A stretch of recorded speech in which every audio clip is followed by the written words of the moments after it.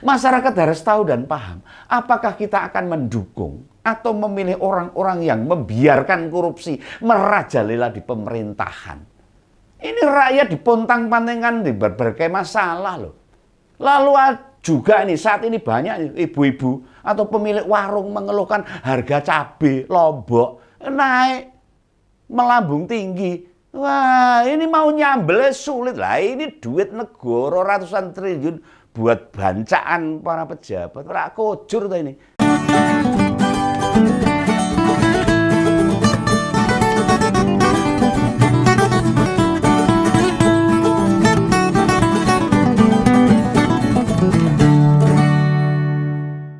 Halo, jumpa lagi dengan Ngompol Ngopini Politik.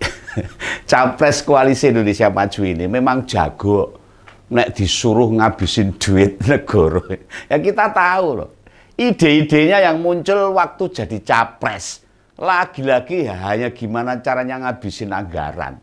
Setelah sebagai capres punya usulan kasih makan anak sekolah dan ibu hamil serta menyusui yang bakal menyedot 400 triliunan ini. Nah, ini sebagai Menteri Pertahanan, dia berhasil memaksa kepala negara, presiden, menyetujui menaikkan pinjaman luar negeri untuk anggaran Kemenhan. Wah, ini kabar ini valid ini, disampaikan oleh Menteri Keuangan Bu Sri Mulyani Indrawati. Kata Mbak Sri, kalau saya panggil Mbak Ani ini, kata Mbak Ani awalnya alokasi buat Kemenhan selama 4 tahun itu sebesar 20,75 miliar US dollar. Wow, oke nih, mau tahu berapa itu? Kalau kurs 1 rupiah itu 15.400, berarti totalnya 319,5 triliun. Duit kabeh. Nah, tapi duit segitu itu masih kurang. Dan dinaikkan lagi nambah 5 miliar dolar sehingga jadi 20 miliar US dollar atau bila dirupiahkan jadi 385 triliun rupiah. Wah, kayak gampang ngitung duit kayak ra umum. Ini untuk jangka menengah loh cumaan. Dan untuk jangka panjang kebutuhannya di angka 55 miliar atau mencapai 851 triliun. Wah. Itu duit semua, wah, godrong kabeh. Nggak ada yang campur kertas. Wah, repot lah. Memang benar kok. Peralatan perang itu harganya tidak ada yang murah. Bener. Semoga sih tidak berkaitan dengan ajang Pilpres ini. Golek-golek, moga-moga tidak. Soalnya duit segitu gede banget ini. Om Begawan jadi ingat ini waktu dulu jelang akhir masa jabatan Pak SBY. Kan muncul juga itu kasus Bank Senturi. Ini bukan udah loh, ini kembali kita mengingat masa-masa itu loh. Tapi semoga hal yang sama tidak terulang lagi untuk masa kini. Kita sebagai rakyat kan hanya bisa berharap, berdoa, para petinggi negara, politisi, bekerja dengan jujur dan sungguh-sungguh, tidak memainkan duit rakyat.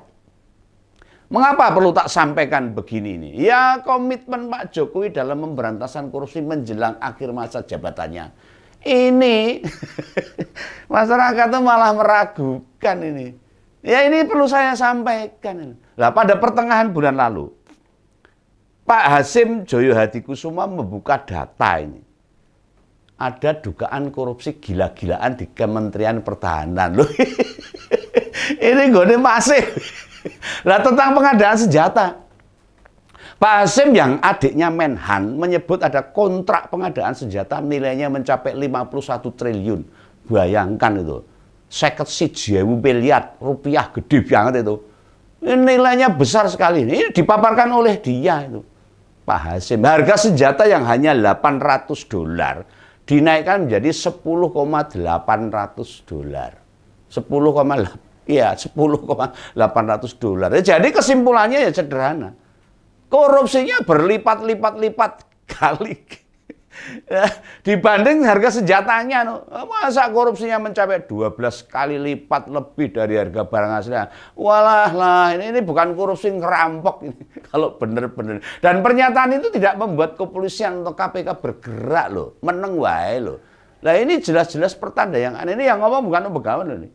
Ini saya menyampaikan apa yang disampaikan oleh Pak Hasyim Joyohadikusumo, adiknya Menhan ini. Nah, Pak Menhan sendiri kok ya tidak bergerak. Padahal ini laporannya adik loh. Padahal itu jadi di institusinya itu, neng kementeriannya nih, yang ginian ini, bagaimana kita berharap pada mereka, terutama capres nomor 2 ini. Bagaimana mau memberantas korupsi? Datanya jelas, nilainya juga diketahui oleh adiknya sendiri. Ya pasti perusahaannya apa, pemiliknya siapa. Ya Pak Prabowo mestinya tahu, mesti paham, ngerti, jelas loh. Lah kok meneng begegek, ugek. Orang nek sing ngubah ini justru malah mengajukan anggaran tambahan. Iya toh Ki? Orang genah ini namanya. Mesti itu dari uang pinjaman. Tidak mengambil APBD. Ini ayo balik.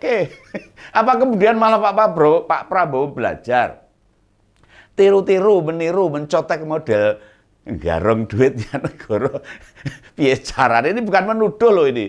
Ini moga-moga tidak ini. Ya, semoga enggak lah. Jangan sampai masyarakat tidak percaya ini. Tapi kok meneng wae ini loh yang saya heran ini. Tidak tersengat dengan data yang dibuka sama Pak Hasyim. Harusnya kan Pak Menhan itu langsung dadet saset gitu.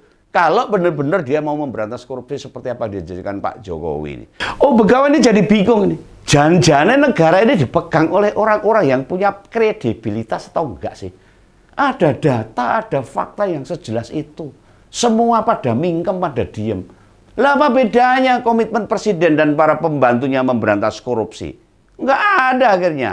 Rakyat pontang-panting cari nafkah, serupiah demi serupiah dikumpulin untuk bertahan hidup. Lah sementara para pengambil kebijakan tinggal melaksanakan program saja loh. Masih ikut mikir untuk ruginya. Ingat loh, itu duit rakyat loh. Pak Hasyim yang termasuk orang terkaya di Indonesia saja menyebut tingkat korupsinya itu level gila loh sekarang ini. Lah kok aparat penegak hukum kok mau meneng, diem aja tidak bergerak. Ada apa ini? Ini sebenarnya jadi pertanyaan untuk kita semua. Masyarakat harus tahu dan paham, apakah kita akan mendukung atau memilih orang-orang yang membiarkan korupsi merajalela di pemerintahan. Ini rakyat dipontang-pantingkan di berbagai masalah loh. Lalu juga nih saat ini banyak ibu-ibu atau pemilik warung mengeluhkan harga cabai Lombok naik melambung tinggi. Wah, ini mau nyambelnya sulit lah. Ini duit negara ratusan triliun buat bancaan para pejabat. Rak kocur tuh ini. Kemana dulu semangat Pak Jokowi? Yang katanya pengen semua anggaran transparan. Dikelola buat kemakmuran rakyat. Untuk kesejahteraan rakyat. Lah kok sekarang kayak sudah tidak jadi hal yang diperhatikan lagi. Ditok deh, wae korupsi karepmu. Nah, ciloko ini. Lah pada periode pertama, Pak Jokowi membentuk kabinet. Pak Jokowi sampai konfirmasi ke KPK loh waktu itu. Siapa calon menteri yang berpotensi tersangkut kasus ya tidak dipilih jadi menteri. Itu ngomongnya Pak Jokowi dulu. Lah kondisi sekarang malah sebaliknya. Urusan hukum serba tidak jelas. Pertanyaan penting yang mesti diberikan balik ke Pak Jokowi saat ini. Kalau dulu Bapak pernah bilang, 13 tahun ini jadi masa menentukan loh. Apakah negara ini akan maju atau tidak? Butuh pemimpin pemberani, pemimpin berkarakter, pemimpin yang punya ketahanan kuat, punya nyali dan sebagainya. Nah sekarang coba refleksi. Mengaca saja, bercermin saja loh. Apakah capres-cawapres yang didukung Pak Jokowi saat ini layak menggantikan Pak Jokowi? Ya lihat itu gagasan dan idenya. Apa bisa kita maknai Gibran itu seperti Pak Jokowi tahun 2014? Ya jelas enggak, jauh. Kondisinya beda banget. Baik dari kematangan, penguasaan diri, pengalaman jadi politisi, karakter diri, dan banyak yang lain beda. Gibran itu jelas-jelas bukan Jokowi. Di sisi lain, jika kita sandingkan antara Jokowi sebagai capres 2014 dengan Pak Prabowo sebagai capres sekarang ini, aduh, jauh. Kita juga belum mendengar bagaimana komitmen Prabowo Gibran dalam menegakkan hukum maupun memberantas korupsi. Renek. Belas. Masyarakat turun-turun termasuk Begawan belum dengar itu. Bagi yang terlibat proses pencapaian 2014, ya tahu bedanya. Begawan mengikuti terus no. Oh, dari wali kota Jokowi aja saya mengikuti, apalagi capres tahun 2014. Kemampuan komunikasi Pak Ganjar sebagai capres lebih natural dibandingkan dengan dua capres yang lain. Ini pengakuan menurut Om Begawan loh.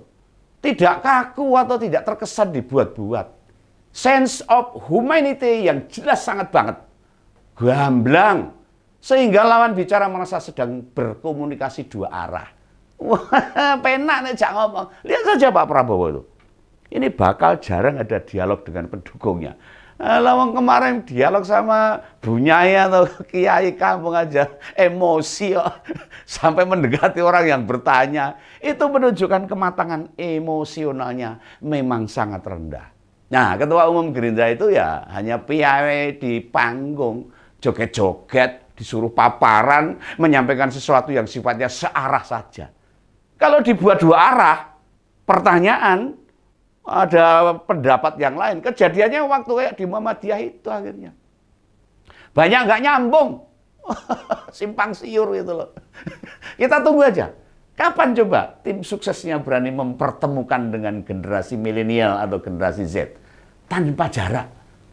Ya mesti nggak nempel, dialog langsung lah seperti Pak Ganjar di Merauke itu. Duduk berdekatan. Nah, dijamin tidak akan diizinkan sama pengawal-pengawalnya. Nah, ini benar juga ini. Kita hampir belum pernah melihat Pak Prabowo duduk dengan rakyat biasa. Ngobrol barang 3-5 menit saja. Direkam misalnya. Ya kayaknya nggak bakal akan terjadi. Mengapa? Ngobrol langsung tidak mungkin keturutan. Penyebabnya Pak Prabowo bukan kita. Bukan orang yang memahami perasaan rakyat kecil. Gibran dan Kaisang ya sama saja. Mereka itu anak-anak pejabat yang mendapat perlakuan khusus, orang yang berkomunikasi juga relatif menjaga diri. Dikawal, ada gap pemahaman dan suasana batinnya. Mereka bukan pemimpin yang bisa memahami rakyatnya.